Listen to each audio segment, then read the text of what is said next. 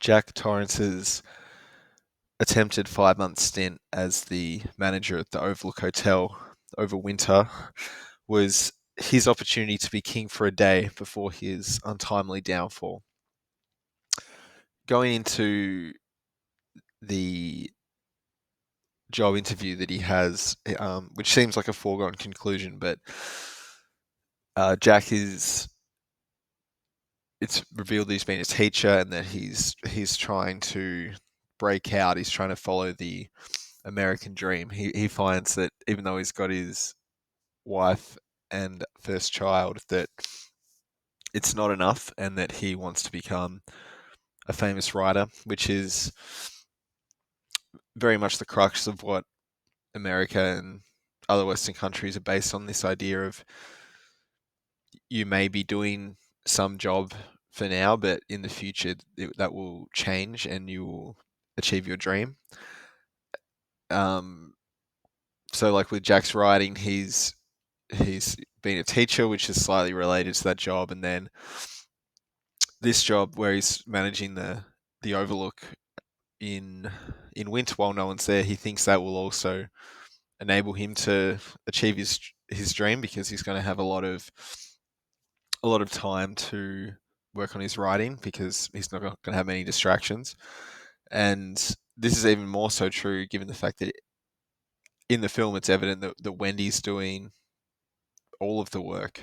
Basically, we don't really see Jack doing, I think, work at any stage. We just see him in the hotel becoming increasingly frustrated and causing problems, but Wendy's the one who's doing most of the managing. So, as someone who writes myself, it is this idea of writer's block, or this idea that you have some ability that you can write, and if only you had the opportunity to share that, or if you weren't in this capitalist system where you had to make money to survive, like if only there was some opportunity where you could showcase your talents, then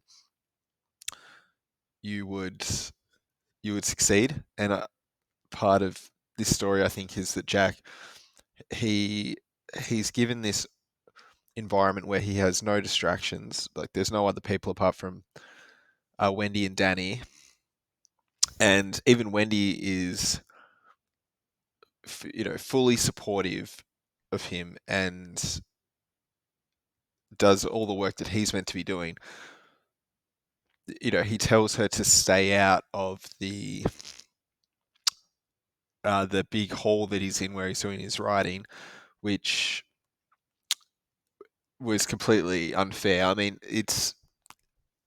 there's some truth in what he says about that you need to get, once your concentration is broken, it takes time to get back into that. But given that he didn't really have a lot of distractions like other people, or he didn't have the internet, and most of the time he was just sitting there, or he was throwing the tennis ball up against the wall. So blaming Wendy for breaking his concentration, like I think if you were really that isolated and just doing your writing, I think it would be a welcome distraction to have another person come along and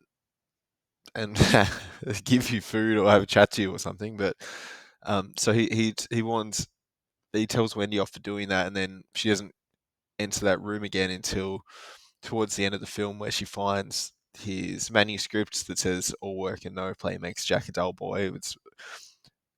He's he's basically unable to write. Like that's what he has, this dream of being a writer, but given that the complete lack of restraints against him, he's crafted this situation where he should be able to do it, and he isn't. And I think it's this reckoning of the average American, or the average person who has these dreams of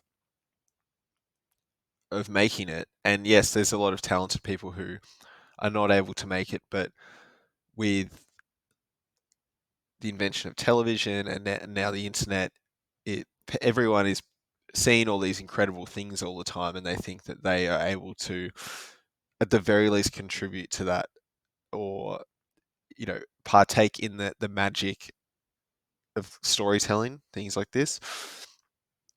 Jack kind of has to confront in this story that he's not capable of doing that, and I think that's a lot of people are in that situation where they think that if only the circumstances were right, I could do it, and yeah, Jack finds that he can't do it, and his employers they don't care that he's going to be spending this time doing his writing. Like he even says in the interview, I can't remember if he says it in the interview or not, but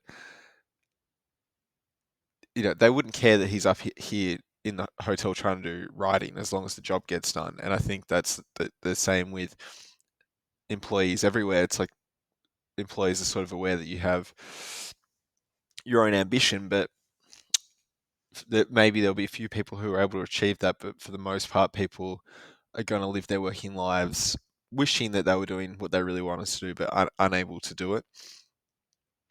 And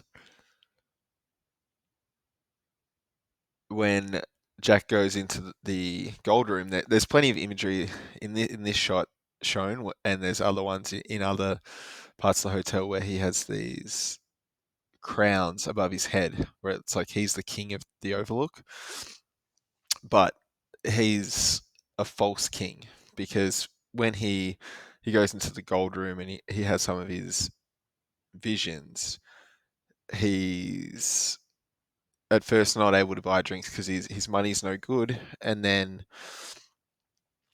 he's given drinks on the house, and he asks Lloyd, the bartender who gave him his drinks, and he says that that's none of his concern. And it's like these powers that be overseeing society or employment or whatever we want to call it. They are using Jack to do this job of managing the Overlook Hotel in winter, which no one wants to do because uh, the place is haunted, or there's been bad things happen there.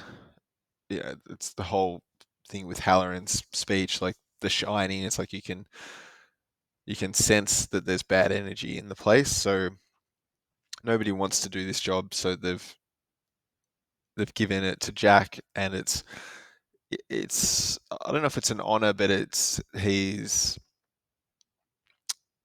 it's set up as this important job, and then it's really not an important job. They just needed someone who was at least average or even below average to be able to do it. And when Jack's asking like who's paying for his drinks, it's like, well, we're not going to tell you that. Like, you don't need to know that. And so even the bartender has this power over him, or is this wall, this block between him and the real society that's going on. And I think it fits in with some of that Native American themes in the story, which is sort of in the background, like the hotel was built on a Native American site, and that they had to fight off attacks when they were building it, which is said to him by the hotel manager, and Jack doesn't really acknowledge it or address it. It's like this ignorance of history that they then there's that shot of the elevator which emits a hallway full of blood. It's like all the blood that was spilled has been forgotten, and Jack, being the average American and quite ignorant of history, might just think, well, that's in the past, but he's now at the same site, and he's been used in a different way. It's like he's not just been killed; he's been used for his labor, for his work, and then he'll be discarded as well. Because obviously this is a movie and it's not like real life. Most people are not going to go through the rapid downfall that Jack has, which is not saying it's not possible, but it's very cinematic. But I think a lot of other people will be in a similar situation that Jack is, probably through the first half of the film, where he's caught in this position where he's trying to achieve his dream, and he's of this mindset that he is just doing these other jobs to hold himself over, but he really has to confront, I think, eventually, that he's not a good writer, and that dream is nothing more than a dream. But in the end, he has this conversation with Grady, who reinforces this idea that it was Grady talks about his own daughters and how he had to convince them, or correct them, sorry, on their behavior, which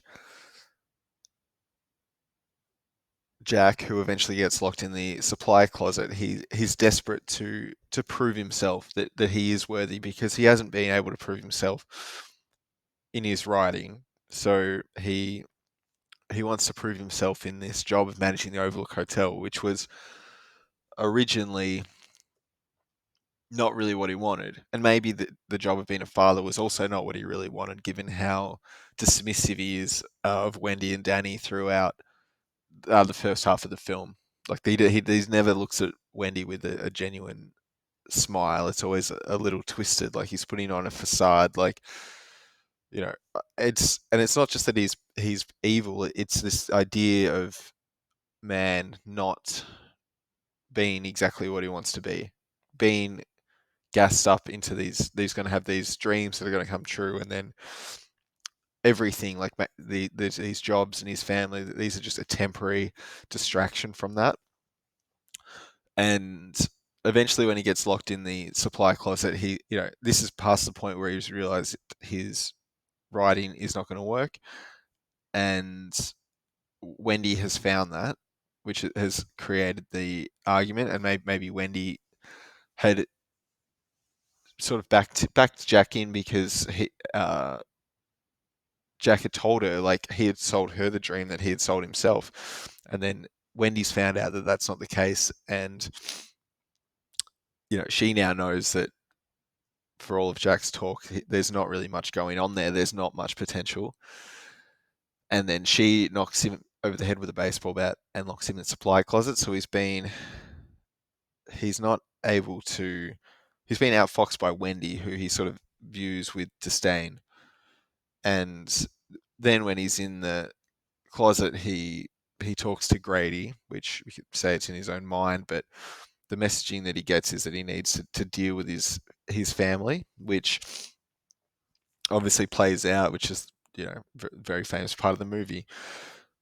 But so there's I guess the abuse of Wendy, with where he's trying to kill her, and then with Danny, like the implied sexual abuse that occurs throughout the film.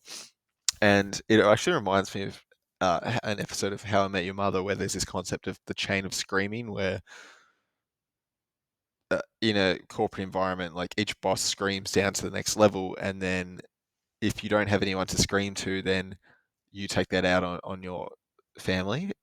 And that's that's almost what happens here, is that Jack, he is confused. He's failed at his goal of writing. He's now looking for acceptance from the spirits of the Overlook, which is the working environment that he is only doing to get by, to get to his writing. But since he can't turn to his writing anymore, he can't turn to his family, because he never really liked his family. He decides to turn to the only other option he has, which is work, or this higher society. And the messaging that he gets is that it's his family's fault, and that he needs to take it out on them. And then he does, with all of his energy, like unleashes this ferocious attack. And yeah, it's misguided. And it's, I think, sometimes you think of it, oh, like he's just bad, but it's like, why has he got to this point? And it's he wants to direct his energy in a positive way, maybe for the wrong reasons because he's not too keen on his family, but he's trying to do something productive, and he's in this world of, yes, the television and all these. He's a big reader. There's this shot of their former apartment. There's books everywhere, so he obviously loves reading, and he wants to be a part of it, and he can't. He's put his energy into it, and it's failed. Then in his work, he's been disrespected. He can't um, even he can't get one over on the bartender, and then Grady, who's meant to be like some sort of servitude worker, he's also telling him what to do, and you'd assume there's many layers higher than that. So he's he's just desperate for acceptance, and turns it on his family. And so there's a lot of things I think there with abuse and domestic violence, and I think even now, like almost 50 years later, I think it has gone the other way a little bit, where it's almost like women who are now working, then they're told by the spirits, the powers that be, via television and smartphones, that men are the cause of all their problems, and that they should um, take it out on them. So it's this that probably wasn't as prevalent in this era where The Shining was, but it's this. It does, yes, shine a light on this abusive behavior, but I think a key part of it is this, like how he got there, and it's that he's been set up as this king for a day. He's been set up with these dreams that he's chasing that he won't achieve, and even in the Overlook, like he is given this position, and it reminds me a bit of corporate jobs where people get these positions and they think they're very important, but really to the people above them, like they just see them as slaves, basically. Like they're not. It doesn't matter what your title is, or if you're only earning an amount of money that's not really going to get you very far, like really far, to the point where you can not have to work, then you're basically still a slave. And that's where Jack finds himself. So yeah, delusions of grandeur, dreams, and misguided violence. I think that's some of the lessons I got from The Shining.